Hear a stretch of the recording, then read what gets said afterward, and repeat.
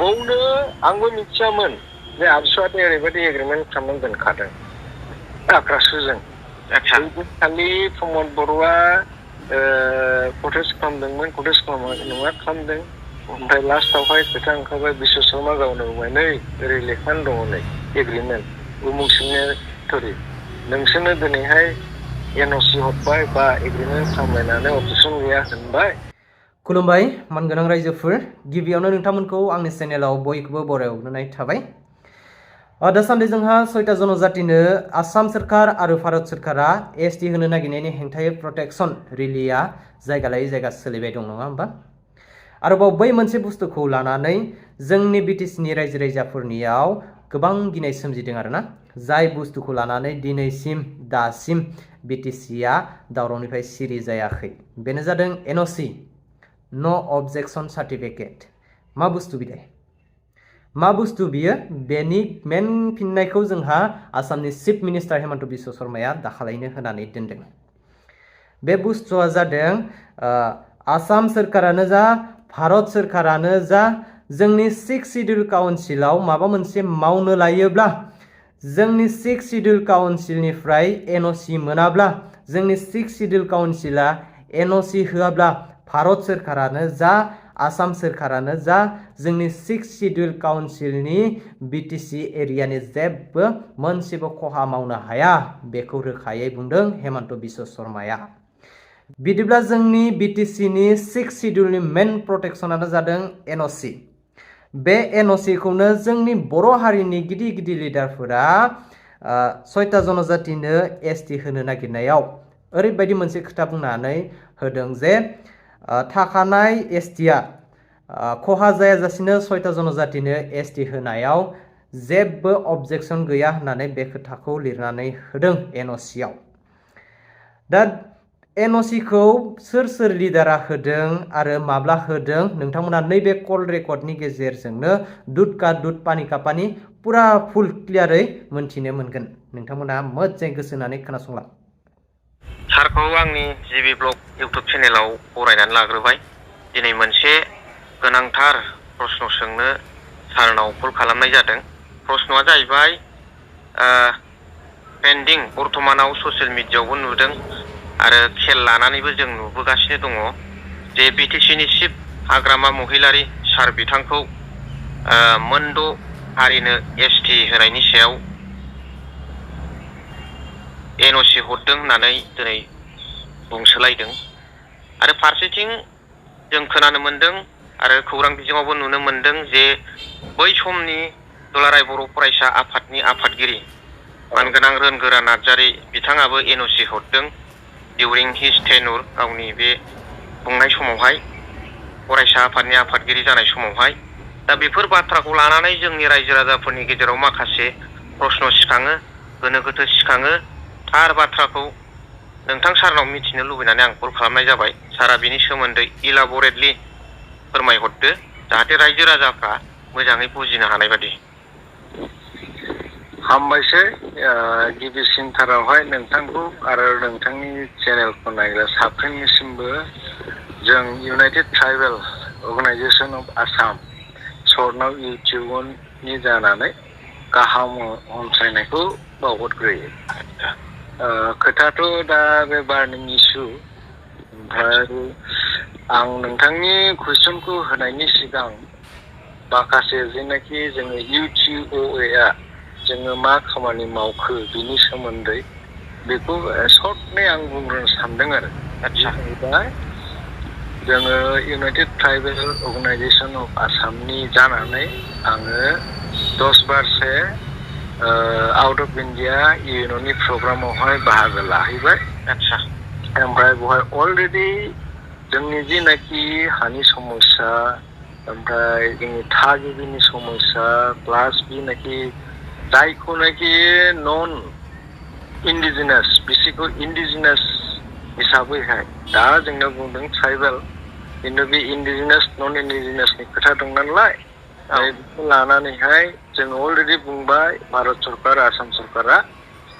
नन इन्डिजिनासखौनो बिसोरो tribal status होनानैहाय इन्डिजिनास बानायनो नागिरगासिनो दं होननानै जों अलरेडि बे बुस्थुखौहाय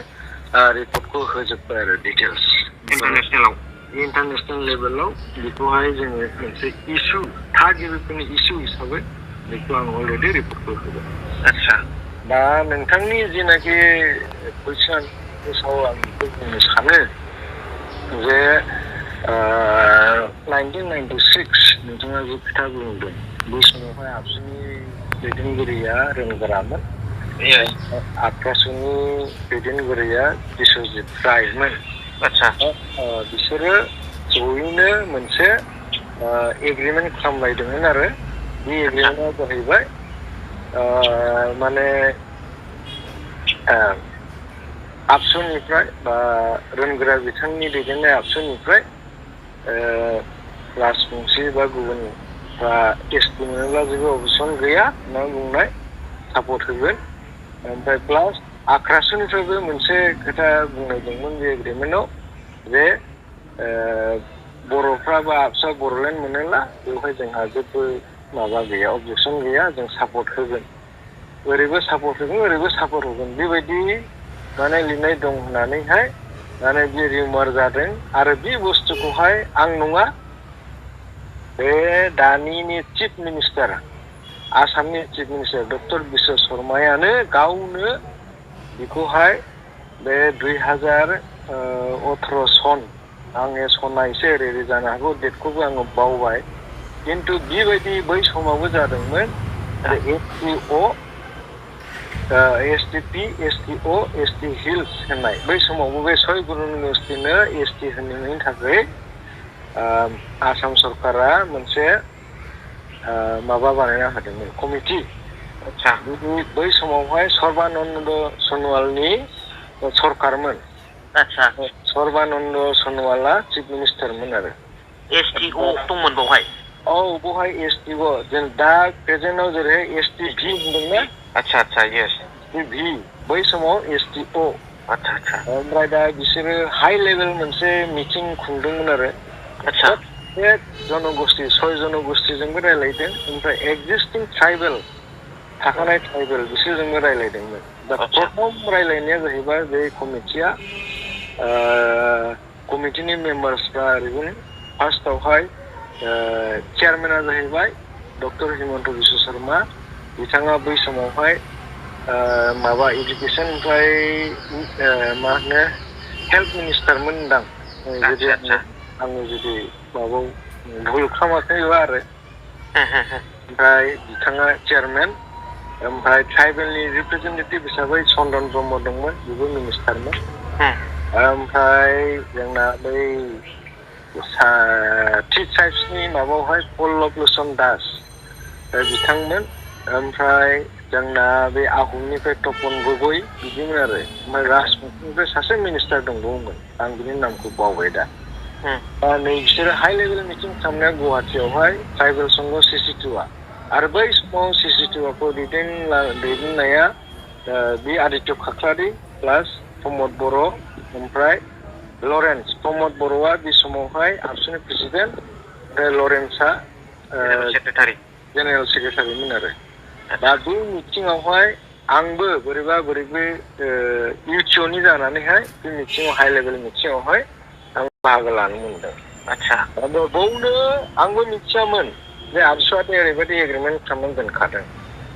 आक्रासुजों। खालि प्रमद बर'आ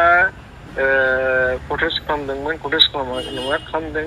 ओमफ्राय लास्टावहाय खोथा ओंखारबाय बिश्व शर्मा गावनो बुंबाय नै ओरै लेखानो दङ नै एग्रिमेन्ट उमुक सिगनेटरि नोंसोरनो दिनैहाय एनअसि हरबाय बा एग्रिमेन्ट खालामलायनानै अबजेक्सन गैया होनबाय खिन्थु दिनैहाय मानो नोंसोरो बेबायदि बन्द'कल होलायखो माखो होनदों आरो खालामफिनखो औ ओमफ्राय माबोरै नोंसोर प्रटेस्ट खालामगासिनो दं होननानै दा बेखौ बुंदों बे आङो एकदम लाइभ उइटनेस आइ उइटनेस ना सार एकदम लाइभ आदसा प्रेजेन्टमोन दिनैहाय बैयावहाय जाय जाय सिगनेटरिमोन बै मिटिङाव एटेन्ड जानाय बयनिफ्राय मार्कुस बसुमतारी होननाय सिगनेचार दङ बे लेखाखौहाय सरकारनियाव आखिर खालामब्लानो ओंखारगोन दानो। आदसा सोरबा माबा माबि बुंनो हागौ बेवहाय जोंना प्रमद बर' बिथाङा प्रेसिडेन्टमोन ओमफ्राय लरेन्स बिसोरो माने मोखांसो मोनसे जानांदों आरोखि आदसा बै खोथाखौ दिहुननायावहाय आदसा बेखौ जों लेखा बिदि दा नेक्स्टआवहाय नोंथाङा आरो बुंबावदों एनअसि हाग्रामा बिथाङा बिटिसि चिफ हाग्रामा सारा बे एनअसि हरदों बा बिपिएफ पार्टिया एनअसि हरदों बा सोरबा इउडिएफआ एनअसि हरदों बिटिसिनिफ्राय बे जेबो खामानि गैया दै एक नम्बर खोथा आदसा बिसोरो एनअसि हरब्लाबो हराब्लाबो एनअसि हरखांनायनि उनावबो ओजोंहाय बिसोर जे एसटि मोनगोन खुनु गेरेन्टि गैया आदसा ओमफ्राय बिसोरो एनअसि हराब्लाबो ओजोंहाय माने आरजिआइनि क्राइटेरिया मथे बिसोरो जे एनअसि हरा मालायनो बिसोरनो एसटि होनाङा होनब्लाबो बयबो सोलिहैया आदसा बे खोथाया बेनो एक नम्बर खोथा बेनो औ दा बर्थमानाव गन्डगल जानायनि मेन खोथाया बे नालाय ना सार बेखौनो आं बे बुस्थुखौ बयबो माने मिथिनानै लानाया मोजां आं बेखौनो बुंदों दा दा जोंनि बिटिसिआ मोनसे स्टेटनि गेजेराव थानाय मोनसे माबा काउन्सिल फिसा काउन्सिल मोनबा डिस्ट्रिक्ट मोनबोमोन सिगां दा मोनबा दा बिनि चिफ सासेया माबा दा जायहा सालायदों बे पलिटिकेल पार्टिया एनअसि हरनाय लोगो लोगो जे दासिमबो दिल्लीनि पार्लियामेन्टआ बयबो मानिजोबगोन बे नङा मानोना खारना जाहैबाय मेन खोथायानो जाहैबाय क्राइटेरिया फुलफिल खालामनांगौ माथो बे मोनबा क्राइटेरिया दं बहाय सोर मोनथावथाव बिसिबा मेन खोथाया नोङो आं सोरखौबा नोंथांखौनो बुंबाय दा बे बिथाङा जोंनो बिराद गिदिर इउटुबार माबा जाहैबाय बेखौहाय जोङो इउटुबारनि चेयारमेन बानायनांगौ होनब्ला बे सोलिगोन नामा संगठननि सासे फिसा मानसि जानानै थिग बेबायदि आरो खोथाया आं एगजाम्पल होदों दे प्रसेसजों थांनांगौ जाहैबाय प्रसेसजों थांनांगौ दा बहाय बिराद दं पार्लियामेन्टआव पास जानांगोन आरजिआइ मेडिकेल मोननांगोन क्राइटेरिया फुलफिल जानांगोन संबिधानाव मा लिरनाय दं बेखौहाय फुलफिल खालामनांगोन दा जोङो बेखौनो बुंनो सानो नोंथांनि चेनेलनि दारै दिनैहाय प्रटेस्टखौ जों खालामनांगौ नो डाउट प्रटेस्टखौ खालामनांगौ खिन्थु प्रटेस्ट खालामनायनि नामावहाय सोरखौबा दुसिनाय गावजों गाव नांलायनाय बा जोङो मोनसे भाइलेन्ट पन्था लानानैहाय भाइलेन्सआवहाय जोङो बे बुस्थुखौ थांनाङा प्रटेस्ट खालाम बयहाबो राइट दं डेम'क्रेसि कान्ट्रि नालाय everyone has right to protest. Yes. Sir. Everybody has right to protest. दा थिग बेबायदिनो everybody has right to demand. थिग बेबायदिनो बिसोरबो डिमान्ड खालामथों जोंबो प्रटेस्ट खालामनांगौ खालामबाय थागोन खिन्थु बेयो नन भाइलेन्स जानांगौ आरोखि दा मोनसे खोथाखौ जोङो बेखौबो बुजिनांगोन दिनै मानो जोंनि लिडारफ्रा माखासे मानसिफ्रा दिनैहाय मानो सोरबा एनअसि हरदों मादों बयबो हरदों मादों बयबो सापर्ट दिनैहाय जोंना लिडिं माखासे ट्राइबेल अर्गानाइजेसनफोर दं बिसोरखौ आङो नांख'वा बिथांमोना बय एनअसि हरदों थिग बिसोरो मा होनदों 6 कमिउनिटिनो माबा एसटि होयोब्ला जोंहा जों जेबो खहा जाया एसटि कमिउनिटि जायानाखि 14टा जाति दं एक्जिस्टिं एसटि कमिउनिटि बिसोरहा जेबो खहा जाया अब्ला जोंहा एबसुं गैया होनना बुङो खिन्थु दिनैहाय बिसोरो मान बुङा जोङो 5,000 जन थैबाय बड'लेण्ड डिमान्ड खालामनायाव ओमफ्राय बहाय बे डिभाइड आसाम 52जों लोगोसे जोंनि वान अफ दा मेन डिमान्डआ मामोन कार्बि आंलंआव थानाय बर'फोरखौ मा खालामनांगौ एसटि हिल्स होनना स्टेटास मोननांगौ बिसोरखौ मान बावलाङो बिसोरो बिथांमोना दा बेखौ जोंल' बे खोथाखौ बुङो आरोखि दा जों इउटुबाव बे खोथाखौ बुङो ओमफ्राय दा जोङो स्टेट उइदिन बेथ' कार्बि आंलं मा जोंनि स्टेट आसामनि जोंनि स्टेटनि गेजेरावनो थानाय एसटि हिल्स बिनाय थागिबि मानसि बेखौनो बिसोर होआखै 5,000 जन थैलाबो दिनैहाय बै बिहार उड़िसानिफ्राय जायखौहाय झारखन्डनिफ्राय जायखौनाखि लेबार हिसाबै लाबोनाय बिसोरबो दिनै होनो नागिरदों जोंजों सेम स्टेटास बिदि खोथाखौ लानानै जोङो अलरेडि बेफोरखौ इउटुबनि जानानै आं बुंहैबाय ओमफ्राय बेखौ जोङो आयेनगत भाबै नांगोन ओमफ्राय बेखौ फार्स्टआव जोङो High Court supreme court next international कर्टआव जों थांगोन आरो ओमफ्राय बे गासैबो बै United nations permanent फराम four इन्डिजिनास issues बेवहाय जोङो बेखौ प्लेस खालामखाबाय अलरेडि ओमफ्राय बेखौ सानसे ओरैबायदि जागोन बेनि उनाव जों दा सारमोनहा खुनु प्रकारै बे एसटि जानायखौ खुनु गनायनानै लानाय गैया बे सोर सरकारजों जिरायनानै रायज्लायनानै मा खालामबाय थाथों खिन्थु जोङो बेवहाय नो कमप्रमाइज मानोना जोङो दानो एसटि मोननानै सिरि थायोब्ला माखासे लिडारफ्रा जोंना कररपति जानो हागौ बा माबा मोनसे सुबिदा मोननानै माबा डेभेलप जानो हागौ खिन्थु जोंनि जाथि एसटि जेसेबां दं जोंनि लेन्ड राइट्स जों बेखौ केयार खालामनांगोन बिसोरजों खहायाथ' जाखाथारगोन ना सार बिसोरो मोनोबा हानि जेनाखि हानि मोनथाय बिसोर बहाय थानो मोनगोन बे हानि राइट्सखौ जों बिसोरजों हास्लाबनाय नङा ओमफ्राय दानो नोंथाङा नायला नुगोन राजबंसि ओमफ्राय जोङो आहम बे IPS ACS IS doctor engineer सोर दासिम दं दानो नायनो बुजिगोन ओमफ्राय कटन कलेज बादि जेरावनाखि इन्जिनियार डक्टर फरायनाय बेवहाय सोर बांसिन स्टुडेन्ट दं जोंना एसटिफोरना 10टाल' माबा थायो 110 जनल' ओमफ्राय जोङो जाथिया बेसेबां 14टा दङ प्लेन्स हिसाबैहाय जोङो मोनब्रै जाथिया मोनखाया जों मा मोनो 10 जनल' मोनो जों माबोरै बिसोरजों कम्पेयार खालामनो हागोन बेनिखायनो आङो नोंथांनि चेनेलनि दारै खावलायदों जोंनि पलिटिसियानफ्राबो साननाङा जे बिसोरखौ एसटि हरला गावहा पलिटिकेल लाब जागोन खिन्थु मोनसे खोथा बेनो जै बिसोर एसटि मोनबाय सासेबो एनसिएलए देरहाया सासेबो जोंनि एमएलए देरहाया सासेबो जोंनि एमपि देरहाया ओमफ्राय मा जागोन बे बिटिसिखौहाय जोंना 5,000 थैनायनि मोनसे फिथाइ मोनसे एन्सार मोनसे फल मोननाय दा बेखौबो गुबुनासो सालायगोन दा बेनिखायनो आं नोंथांनि चेनेलनि दारै आरोबाव खनसेबाव खावलायो जोङो गावजों गाव बिदि ओरै बुंलायालासेनो जयैनो बेखौ माबानांगौ गावजों गाव ज' जानांगौ मानोना जेरानाखि बे 6 जन अगस्टआ एसटि मोनगोन नों बिजेपि नोंखौ सहाय खालामगोन नों